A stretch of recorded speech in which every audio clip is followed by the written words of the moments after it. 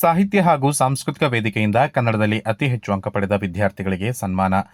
ಕನ್ನಡ ಭಾಷೆಯನ್ನು ಸ್ಪಷ್ಟವಾಗಿ ಮಾತನಾಡುವುದು ಈ ನಾಡಿನ ನೆಲ, ಜಲ, ಸಂಸ್ಕೃತಿ ಉಪಾಸನೆ ಈ ನಾಡಿನ ಪ್ರತಿಯೊಬ್ಬರ ಉಸಿರಾಗಿರಬೇಕೆಂದು ಕೊಡಗು ವಿಶ್ವವಿದ್ಯಾಲಯದ ಕುಲಪತಿ ಡಾಕ್ಟರ್ ಅಶೋಕ್ ಸಂಗಪ್ಪ ಆಲೂರ ಕರೆ ಕೊಟ್ಟರು. ಕುಶಾಲನಗರದ ಅನುಗ್ರಹ ಪದವಿ ಕಾಲೇಜಿನಲ್ಲಿ ಸಾಹಿತ್ಯ ಹಾಗೂ ಸಾಂಸ್ಕೃತಿಕ ವೇದಿಕೆ ವತಿಯಿಂದ ದ್ವಿತೀಯ ಪಿಯುಸಿಯ ಕನ್ನಡದಲ್ಲಿ ಅತಿ ಹೆಚ್ಚು ಅಂಕ ಗಳಿಸಿದ ಸಾಧಕ ವಿದ್ಯಾರ್ಥಿಗಳಿಗೆ ಹಮ್ಮಿಕೊಂಡಿದ್ದ ಸನ್ಮಾನ ಕಾರ್ಯಕ್ರಮದಲ್ಲಿ ಭಾಗಿಯಾಗಿ ಮಾತನಾಡಿದ ಅವರು, ಕನ್ನಡದ ಭಾಷೆಯನ್ನು ಮಾತನಾಡುವುದು ಹೆಮ್ಮೆಯ ಸಂಗತಿಯಾಗಬೇಕು. ಇತರೆ ಭಾಷೆಗಳನ್ನು ಗೌರವಿಸಿ ನಮ್ಮ ತಾಯಿ ಭಾಷೆಯನ್ನು ಪೂಜಿಸಬೇಕು. ಕನ್ನಡ ಈ ನೆಲದ ಅಸ್ಮಿತೆ ಹಾಗೂ ಸಂಸ್ಕೃತಿ.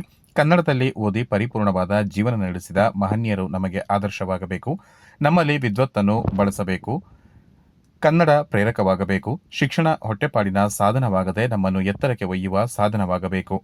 ಸಮಾಜ, ಕುಟುಂಬ, ಪರಿಸರಕ್ಕೆ ಪೂರಕವಾಗುವ ಶಿಕ್ಷಣ ನಮ್ಮದಾಗಬೇಕು. ವಿದ್ಯಾರ್ಥಿಗಳಿಗೆ ವೈದ್ಯಕೀಯ, ಇಂಜಿನಿಯರಿಂಗ್ ಎರಡೇ ಆಯ್ಕೆಯಲ್ಲ, ಬಹಳಷ್ಟು ಉಪಯುಕ್ತ ಮಾಹಿತಿಗಳನ್ನು ಪಡೆದು ಸಾಧನೆ ತೋರಬೇಕೆಂದು ಡಾಕ್ಟರ್ ಅಶೋಕ್ ಸಂಗಪ್ಪ ಕರೆ ನೀಡಿದರು.